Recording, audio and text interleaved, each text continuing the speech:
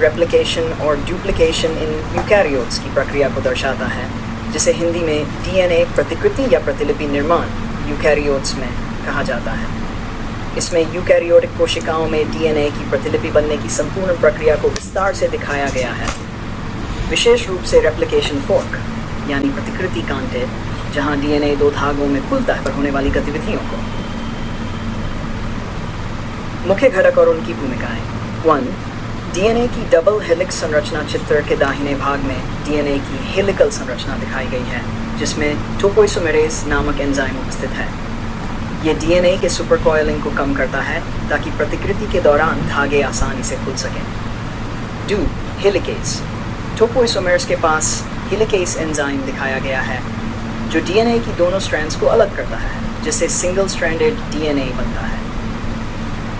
Single stranded DNA binding proteins SSB proteins, जैसे ही DNA की दोनों स्ट्रैंड अलग होती हैं, single stranded DNA binding proteins उन पर जुड़कर उन्हें स्थिर रखते हैं ताकि वे पुनः जुड़ जाएं। 4. Leading strand. नीचे की ओर पेरेंटल स्ट्रैंड से लीडिंग स्ट्रैंड बन रहा है। यहाँ केवल एक आरएमआर की आवश्यकता होती है और डीएनए पॉलीमरेज सतत कंटिन्यूअस रूप से न्यूक्लियोटाइड्स जोड़ता है। चित्र में ये डीएनए पॉलीमरेज के गुलाबी रंग के गोले से दिखाया गया है।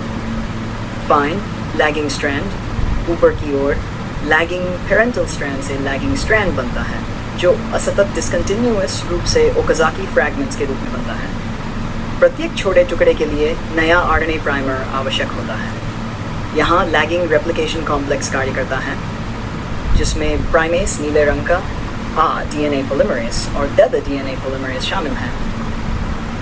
6 आरएनए प्राइमर्स और ओकाज़की फ्रैगमेंट्स। लैगिंग स्ट्रैंड पर नीले रंग में आरएनए प्राइमर और उनसे जुड़े ओकाज़की फ्रैगमेंट्स दिखाए गए हैं, जो बाद में डीएनए लिगेज द्वारा जोड़े जाते हैं। प्रक्रिया का क्रम। 1. टोपोइसोमेरेज डीएनए की सुपरकॉइलिंग को कम करता है। 2. हेलिकेज डीएनए की डबल हेलिक्स को खोल देता है। एसएसपी प्रोटीन्स अलग हुए स्ट्रैंड्स को स्थिर रखते हैं। 4. लीडिंग स्ट्रैंड पर एक बार आरएनए प्राइमर लगाकर डीएनए पॉलीमरेज सतत न्यूक्लियोटाइड्स जोड़ता है। 5.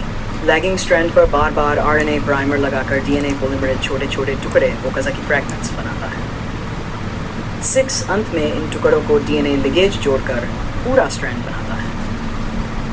विशेषताएं। ये प्रक्रिया 5 से 3 दिशा में होती है, लेकिन डीएनए की एंटी पैरेलल प्रकृति के कारण एक स्ट्रैंड सतत और दूसरा असतत रूप से बनता है। कई एंजाइम और प्रोटीन्स मिलकर डीएनए प्रतिकृति को तेज, सटीक और नियंत्रित तरीके से करते हैं। चित्र में सभी घटकों को रंग और लेबल के माध्यम से स्पष्ट रूप से अलग किया गया है।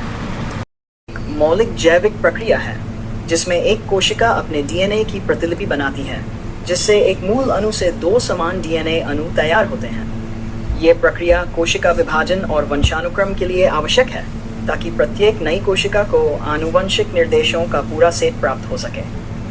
इस प्रक्रिया में कई प्रमुख चरण शामिल होते हैं, जैसे इनिशिएशन, डीएनए का खुलना, अनवाइंडिंग, प्राइमर संश्लेषण, प्राइमर सिंथेसिस, विस्तार, इलॉन्गेशन और समापन, टर्मिनेशन, जिन्हें एंजाइमों और प्रोटीन्स के जटिल तालमेल द्वारा संचालित किया जाता है। सारांश। उद्देश्य: एक मूल डीएनए अणु से 2 समान डीएनए अणु बनाना, ताकि कोशिका विभाजन के दौरान आनुवंशिक जानकारी सटीक रूप से आगे बढ़ाई जा सके। अर्धसंरक्षक प्रकृति, सेमी कंजर्वेटिव नेचर। प्रत्येक नए संश्लेषित डीएनए अणु में एक मूल पैतृक स्ट्रैंड और एक नया संश्लेषित पूरक स्ट्रैंड होता है। एंजाइम और प्रोटीन। इस प्रक्रिया में विभिन्न प्रकार के एंजाइम और प्रोटीन शामिल होते हैं, जिनमें से प्रत्येक की एक विशिष्ट भूमिका होती है। मुख्य एंजाइम और प्रोटीन। डीएनए पॉलीमरेज, मुख्य एंजाइम जो बढ़ते हुए डीएनए स्ट्रैंड में नए न्यूक्लियोटाइड्स जोड़ने के लिए जिम्मेदार होता है और मौजूदा स्ट्रैंड को टेम्पलेट के रूप में उपयोग करता है। हेलिकेज, एक एंजाइम्स जो डीएनए की डबल हेलिक्स संरचना को खोलता है, जिससे दोनों स्ट्रैंड अलग हो जाते हैं और प्रतिकृति के लिए रास्ता बनता है। प्राइमेस, एक एंजाइम जो छोटे आरएनए प्राइमर का संश्लेषण करता है, जो डीएनए पॉलीमरेज के लिए न्यूक्लियोटाइड्स जोड़ना शुरू करने के लिए आवश्यक होते हैं। लिगेज, एक एंजाइम जो डीएनए के टुकड़ों को आपस में जोड़ता है।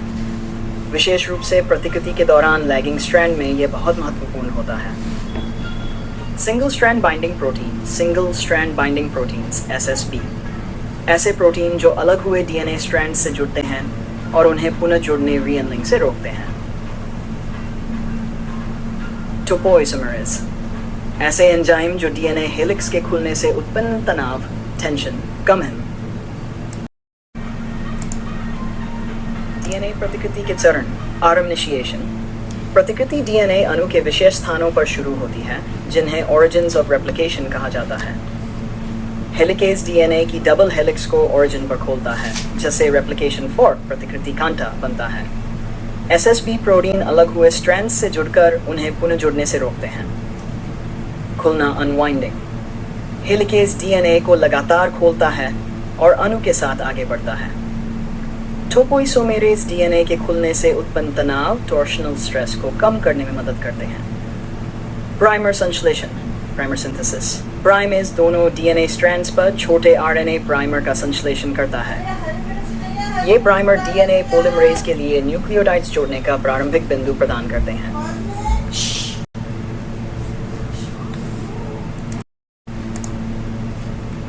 विस्तांगेशन, DNA पॉलीमरेज प्राइमर के 3 छोर पर नए न्यूक्लियोटाइड्स जोड़ता है, जिससे टेम्पलेट स्ट्रैंड के पूरक एक नया DNA स्ट्रैंड बनता है।